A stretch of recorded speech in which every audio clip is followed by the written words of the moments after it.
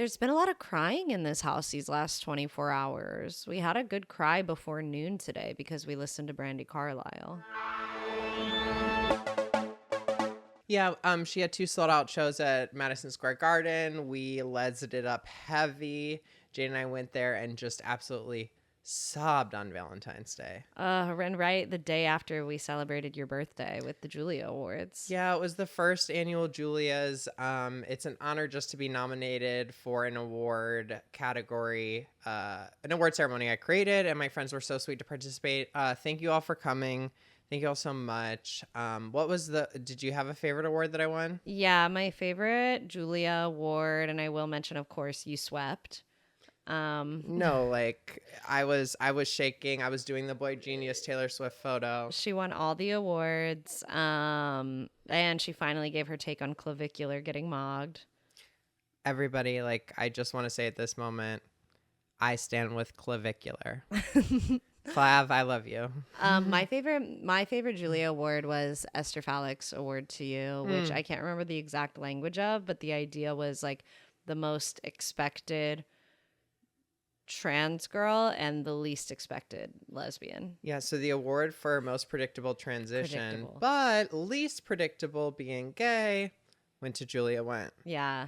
Make of that what you will. I know that a lot of people are participating in like the Julia Bingo. Like People Magazine usually does a big one of those for these awards. So if you won, make sure write in chat. Let us know below what it was like. But for me, it was really there becomes a point when you're making speeches at your own birthday party for awards that you asked everybody to give you that you wonder, is this too much? Is like could other people possibly be enjoying this? Like, should I keep talking? We're halfway through, and I want you all to know, like, I accepted every award. So well, I enjoyed myself, but I of course love you. But I also imagine that was the experience of everyone at your birthday party. I think we all grew stronger, and I can't wait to continue to build our movement. You know, recently we've been talking about building our movement. We keep talking about building our movement. Yeah, so that reminds me, y'all, like, make sure you do check us out on social media, share us with a friend, just like right off the bat. And if you want to, like, yeah. No, do your part to build this movement because we are moving. And it's a hearts and mind project, but it's also an ideas and emotion project. I would say there's not a sector of the human experience that this project doesn't touch. This is the project of our lives. This is the project of our lives. Like, the movement is... Well, it's not a moment. It's a movement. Welcome to Stream Queens, the pod. I'm Erin. I'm Julia. She is the indie darling of the Tribeca Film Festival and the Princess of Bushwick alt comedy. And she is the Emmy Award-winning reality producer behind your favorite television shows. And this is the podcast full of rage bait, misinformation, and most importantly, our takes on television and culture. We are roommates and we stream whatever we want. Obviously, we are once again, for only a few more weeks, streaming The Traitors on Peacock. Episode 9 of 11. It couldn't have... It's all coming down to this, It folks. really is. And they kept reminding me of that in a way that was making me, like, seriously uncomfy. Because I'm like, well, I'm not ready to say goodbye. You were having transition anxiety. Yeah, I'm having a lot of transition anxiety. Yeah. I had a feeling yesterday, and I'm still recovering from that. Yeah. So we want to give big ups, like +2, like clap, clap, clap for your feelings, for having feelings. Yeah, it's really chat. I don't know if you know this about me, but I'm not used to that as of late. Right. It's been a couple months. I've been clean from feelings. I've been really in control.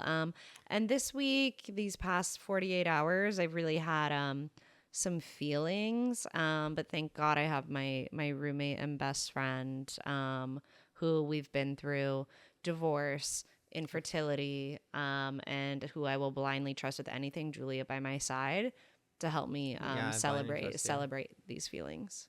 But we start with shake it out, shake it out, shake it out, shake it out. Yeah, so it's The Traitors, y'all. Y'all already know what this is, and I don't know if you can tell, but I once again didn't take my Adderall today. As we kick this episode off in the turret, we've got some different dynamics. We have gone to the housewife Love Island den to the boys, the man cave. Yeah, boys in there, and there's a different tone immediately. Yeah. What'd you think about all that? What'd you think about there was a lot of Rob like broing? Can you like I just as a like reformed guy like you got to understand that when a guy like that is like broing you, there is nothing like Eric is unfortunately putty in that man's Which hands. I think was a good choice on Rob's end because, like, yeah, Eric has no control here, and Rob is just taking charge. He's flying solo. I mean, he just got a little.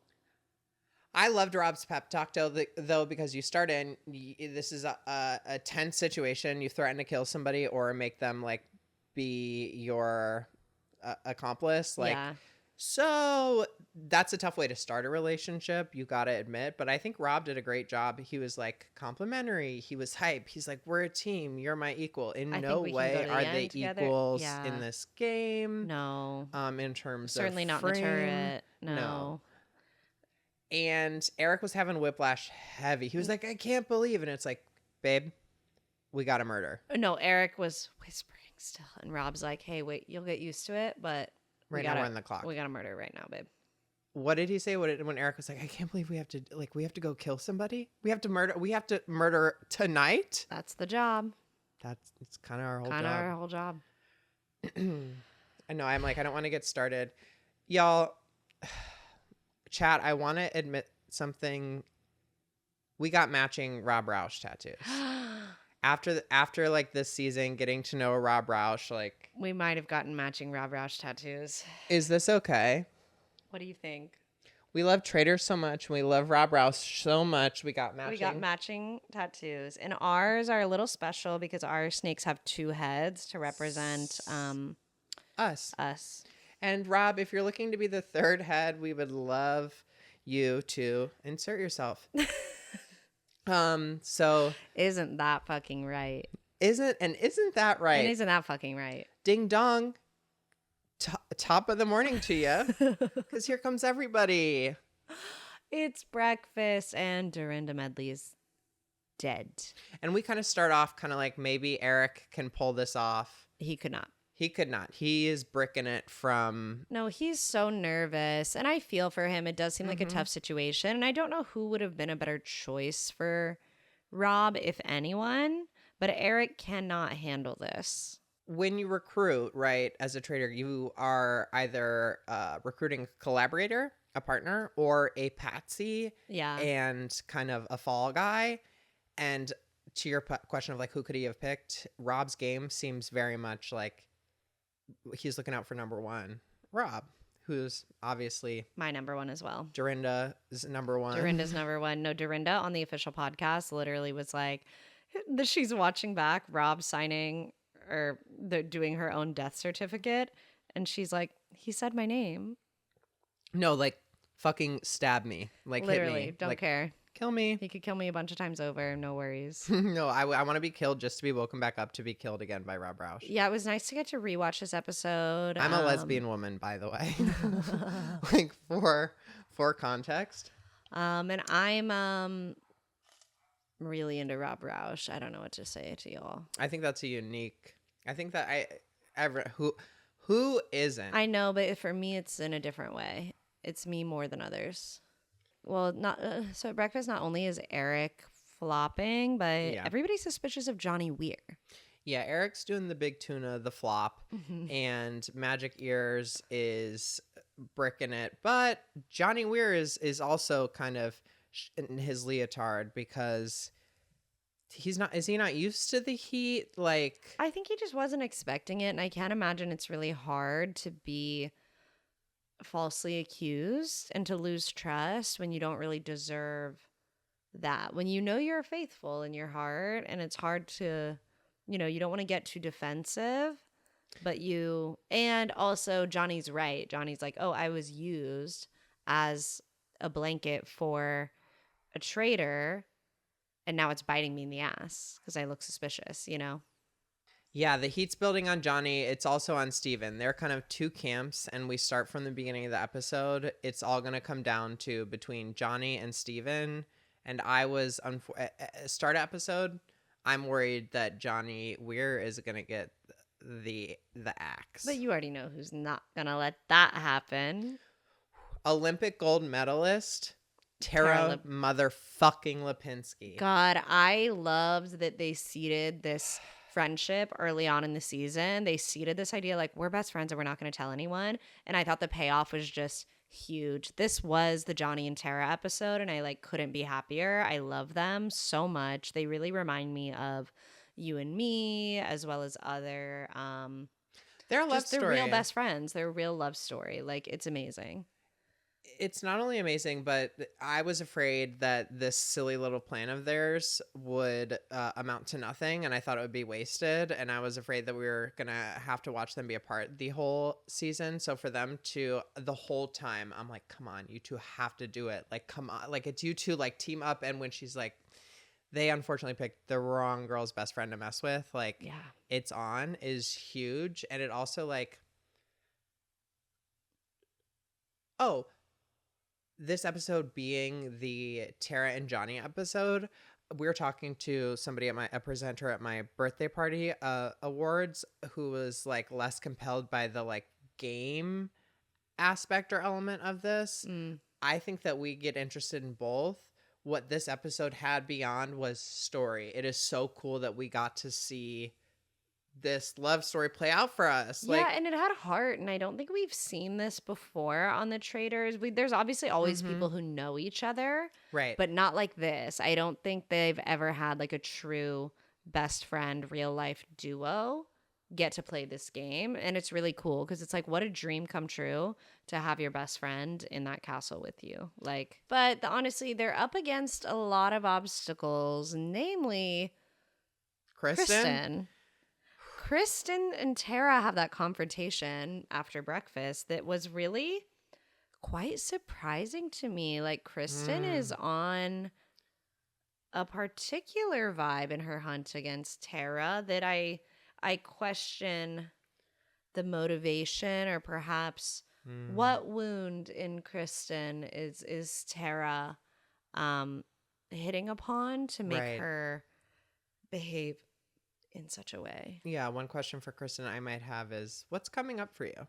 What's coming up for you? Because I'm seeing maybe a middle school Kristen having a hard time with a girl who's like Tara. Yeah, a popular, blonde, bubbly. Yeah. Dare I say ditzy. Yeah, criticizing her for being scared all the time, for being like... calling her not confident. Yeah, unserious. It's like that clearly is something that does not sit right with Kristen at this point in the game. I feel like she's not happy that Tara's still here. And Tara, but that scene where Tara is trying to like get with Kristen as an ally and is like, I mean, yeah, I think Steven and Kristen is giving her nothing, and Tara's like over and over again like, well, who do you think it is? And she's all but being like, bitch, you. It is so funny. I know. It just is like so misguided, you know? Like Kristen, I'm like, And to this fear point, I did see something on like a Instagram carousel that was like somebody who works in the psychology field, and I'm like, I don't know whether that is legitimately or illegitimately, and who's to say. However, they were like, it makes sense. Like, as human beings, we respond to confidence and to regulation. Regulation makes us feel safe and makes us like have trust. So yeah. Rob, who is, as Eric points out, lounging around, who speaks calmly, who is clear, who doesn't seem to get riled, as compared to Kristen, who is on kind of a tear this episode, as compared to Tara, who Kristen criticizes for freaking out all the time. It's like, yeah, when people are elevated, when they're emotionally dysregulated, we become stressed out and therefore suspicious. So like it is really tough. Right? Like kind of like Elio right now. Things keep getting better. Hey guys, we have Elio the cat here on the mic, which he's loving and feels really regulated about. He's feeling regulated. I love you. Bye. Thanks, Elio. Thanks for your take. He's kind of Yeah. like the Lala or whatever. Lala? I Who's think it's the Lala dog. Layla? Lala is Oh, the Alan dog, Cummings' Alan's dog. Yeah, for Yeah. sure. Aw. Honey. Yeah. Was I don't know. I just thought the Tara thing, like, I don't know. Kristen doesn't seem to have evidence. It does seem to be vibe based, but I also just think I'm like, I can't believe you think her fearful vibe. I can see how it doesn't make you comfortable, but it yeah. certainly I overestimates Tara's ability to be a traitor. Like, I'm just like, Right, we're picking up on distress, and then we're attributing it to the to wrong. traitorism. Yeah, when in fact it's like, look, like it is completely understandable that trust is not inspired in Kristen by the person who is kind of shaken up all the time, has wild eyes, and is kind of like, I'm really bad at this. Yeah. Like, that's unsettling. No, it's unsettling for sure, but it's not traitoristic. And let's, like, again, they're always talking about, oh, like, the traitors are so smart. The traitors are so smart. Right. So what makes you think it's Tara? No offense. No, especially when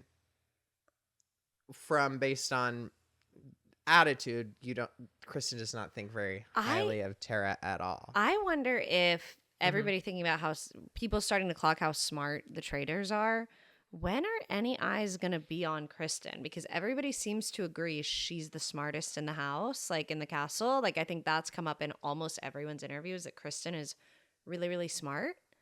So I'm like, when are we going to start wondering, is she the mastermind? That is an interesting point, because we've seen in other seasons where intelligence is It's not necessarily an asset in the game because and people are often suspicious of it. Yeah. And in this game, that doesn't seem to be a motivating suspicion for them. Like, Natalie and No. Kristen do seem like, to The me, smartest people. Well, yeah, and they were giving that to Colton, which again, it's like, smart in what like, right. you have to start More asking people, what do you mean by that? Because Yeah. definitions aren't always clicking. Yeah. And that couldn't be more clear. No, for sure. What did you think of this friggin' mission? I loved it. Avi. I mean,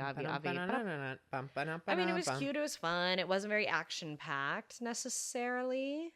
It could have gone, if we hadn't had a little trickster in our Jack in the Box, then certainly this could have been. You're talking about Rob? Of course, yeah. This game, but I was excited when I saw that they had to hop in these 9 little Jack in the Box things. Look, you had me. No, it was cute. It was fun. I just thought, like, little boring. No, just me. They didn't have to do much. You know what I mean? I agree. It was boring. The funniest thing that happened was the pranking of Rob and Eric submitting. Yeah, the Tara strategy. The strategy of Tara's name 3 times is really, it's smart and it's funny, and it's also like, I don't know, it's a really good way to play too, because especially by the last round, for everybody to be like, obviously, because there is an element of, right, obviously it's traitors versus faithfuls, but the money thing is all together, right? And like, we get a hint of this with that question of like, who's the most useful to the traitors? And someone said Rob. Johnny was like, I think it's Rob because Muscles McGee over here wins a lot of money at the challenges. And I'm like, oh yeah, that is useful for a traitor. I forget about the money element, that like there's other ways to be useful. And so I'm like, oh, they really can all work together, and they could have even done that earlier. Do you know what I mean? Like, it's like, oh, we're all here. We know someone here is a traitor and they're about to do this, but we all want the money, right? So, hey, if you're a traitor and you're listening to me in one of these other boxes, let's all come up with a strategy to win money as a group right now. You know what I'm saying? Right. Well, you're bringing up the dynamic that Rob was identifying too, which is that a challenge like this is, the 2 things that they're playing for are money and information. Right. And you're talking about a money game. They're talking about an information game, is actually getting useful information from the traders. But Rob, he's too smart to give you all that. He said, I'm not going to play a money game and I'm not going to play an information game. I'll give you nothing. And it was funny. Like, back to like the middle school, like elementary school, it is funny for a girl like Tara Lipinski to get picked on. Oh, she's a perfect victim. Yeah, they're like, come on. Come on. Like, guys. And then Kristen is just showing it again. Kristen is like, I don't know if she's just acting oblivious. And I'm like, honey, no, that's obliviousness. Like, there's not acting. Like, that is who she is. And I know you want to believe the popular blonde girl is secretly evil. I hate to break it to you. She's not. That's just a sweet girl who's, fortunate to be the born in the body and circumstances that she's in. And to have won a gold medal. And to have won a gold medal at age 13. Which does not seem to be helping them at all. No, sorry, you two. But yeah, so no money, no information, but we do get the short list.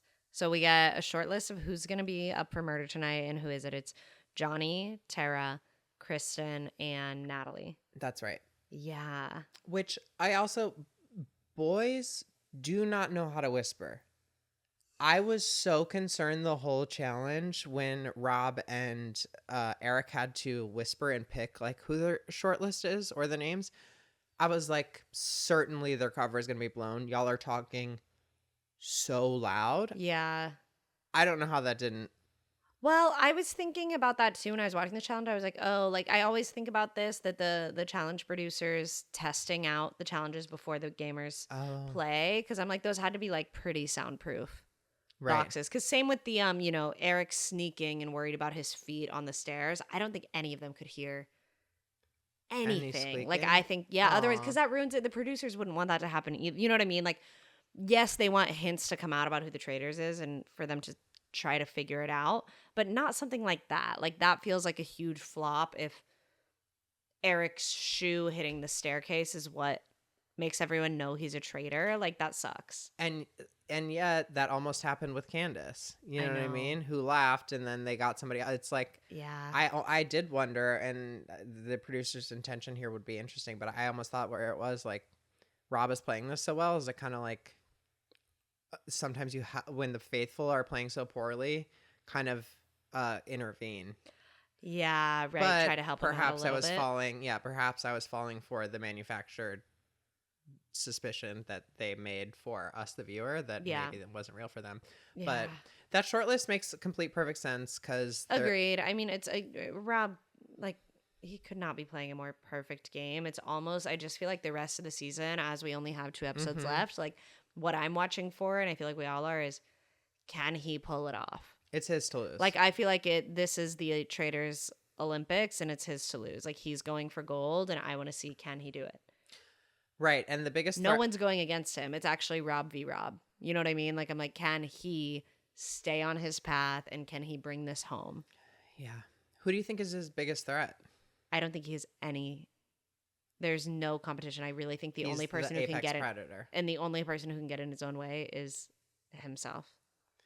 Especially now that Colton's gone, so he's not so distracted. Yeah, exactly. And if he's too allegedly overconfident, I don't know what's in store for these last couple episodes, and if the game is going to be made harder for Rob. But what you did identify though is a good point of like we haven't seen Rob manage scrutiny though.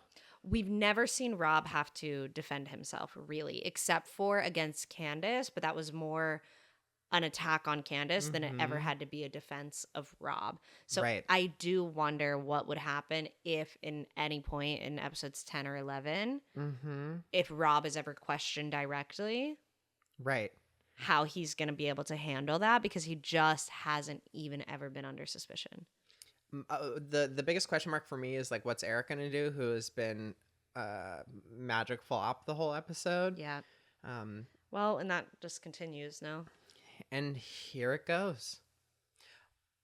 The round table starts, and of course Tara Lipinski and Johnny Weir walk in holding hands like Queer Eye, and then they mouth "I love you" across the table. Yeah, like it is on, and literally holding hands, and people are like, I don't know, they seem really close. It's like, okay, so you're gonna lose this. No, coming out as best friends is not wasting everyone's time, but commanding the table, probably blowing a significant amount of people's time, energy. What they were going to say. Yeah, to say, here's what we need to tell you. Hey, y'all, we need to just get this off our chest to kind of stumble through it. They didn't really seem...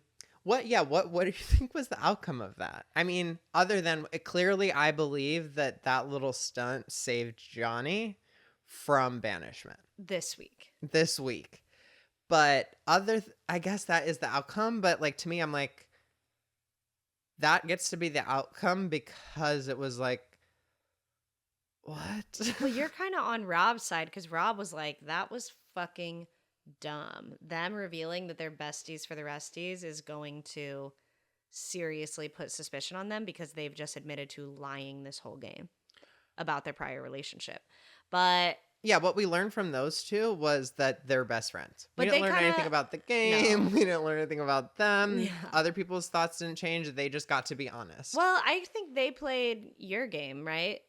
Win America? Win America. What they did was win America on this episode of The Traitors. They won me, and I support those two best friends, whatever they do.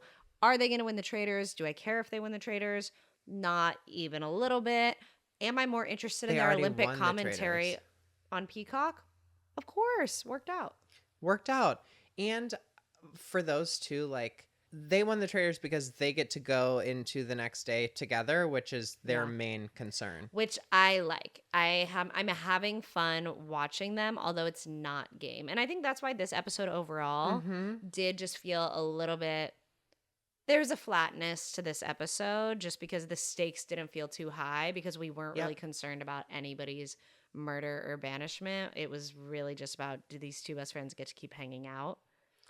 And I was compelled by that. Which I like, which is a good story to me. And it ended the way I would like it to, which is, yes, they do. Now I have a question for you. Tell me. Would you blindly trust? Would I blindly trust what you're saying? Yeah.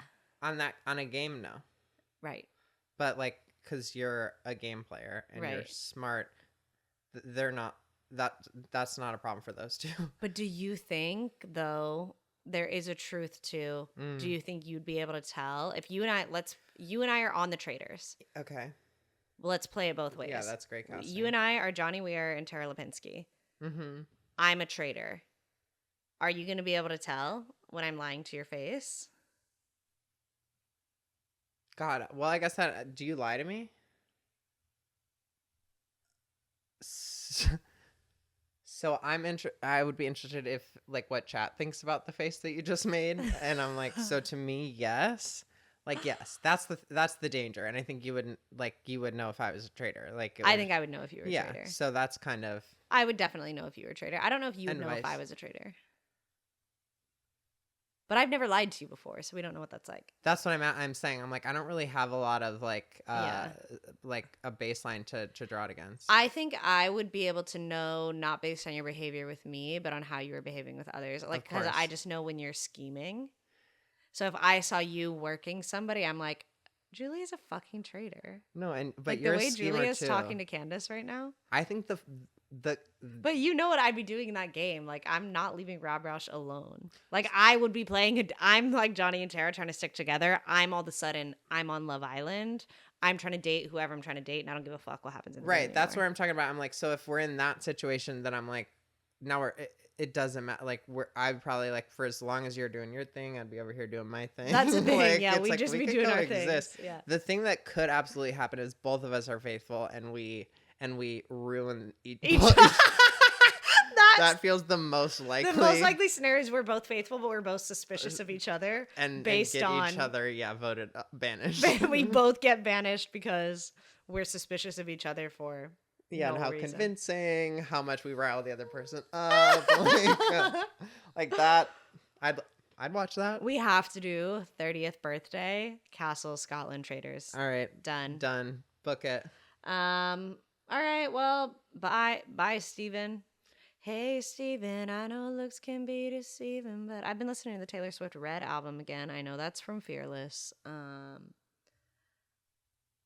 Steven. Did you care about Steven at all? Do you care about Steven Coletti at all? No. I think it was funny that he said you blew it. You blew it. Yeah, but It was funny. I don't know what this does for the game. I see why the people thought what they thought. The Lisa coin thing, whatever. Yeah, and now it really is like after the round table, Kristen cranks up the fucking heat on Eric, I know. confronts Eric directly about it, and then also has Rob to the side and one or two other people and says, "It's Eric if I go missing tonight." It's Eric. Yeah. Who's not included in that conversation, of course, is Eric, and you can see on Rob's face that he's like, he's once again. So this is all coming together. Lucky. Yeah, this is all coming together for me. Yep. Damn. Because like Rob needs a challenge at this point. I'm like, Rob's bored. Like he's playing so well that he's coasting at the top, which I think could be his only detriment, is if he doesn't anticipate a swift left turn from someone like. I don't think they'll murder Kristen because of this Eric thing. Really? Yeah, I don't know. I'd murder Kristen because it gets rid of Kristen. I'd murder Kristen because... And then I'd let that work on Eric. And then you go into the so Eric gets banished that night, and then you go into the final episode with... And you have Rob, Maura, Natalie, Johnny, and Tara. Yeah. And Mark. Yeah. Yeah. Who... If you're Rob... No, yeah, you can play those people like fucking fiddle. Yeah. I think it'd be brilliant. Wow. Okay. But, well, I guess we're just going to have to wait and see how this all shakes out. I know. I'm excited. And Rob, again, we're in the turret. I don't know how much Eric... Who should they murder, if not Kristen, I wonder? You don't want to murder... If you murder Tara or Johnny, I think the other one gets banished next week. Okay. Regardless. I think which could be... Not a bad strategy. I think if you murder one of them, everyone's going to be like, oh, they're best friends and they're trying to throw us off, so one of them murdered the other. Yeah, I guess I'm trying to do the math on I truly don't know how many more round tables and banishments they get because I'm like... Yeah, I don't know, but... I'm certainly excited once again for this Thursday on Peacock. I'm so excited for Thursday on Peacock, and honestly, I'm rooting for you, Rob. Am I rooting? Are you not rooting for Rob? I guess we got tattoos for Rob. Oh, well, I'll always root for Rob. But will I always root for Rob? I'm rooting for Rob. I'm rooting for everybody. That's the thing. Aww. I'm not rooting for Rob to win the game because that's like boring. Yeah. Like he's likely going to win. I'm rooting for the friendships that they're making along the way. Like the Tara, Johnny. I want to see, will Natalie ever like fully develop into the, faithful that she has shown signs that she can be. Yeah. Like. My dream ending is. Yeah, tell me. Maura all of a sudden wakes up and suspects Rob, and that Maura leads an anti-Rob charge that gets him out. I would love if the female intuition could be the divine intervention. That's what I would like to see happen here. Well, please chat. Let us know your predictions for the next 2 episodes of The Traitors. Yes, please. And, of course, remember to follow us on Spotify, YouTube, Apple Podcasts. Yeah.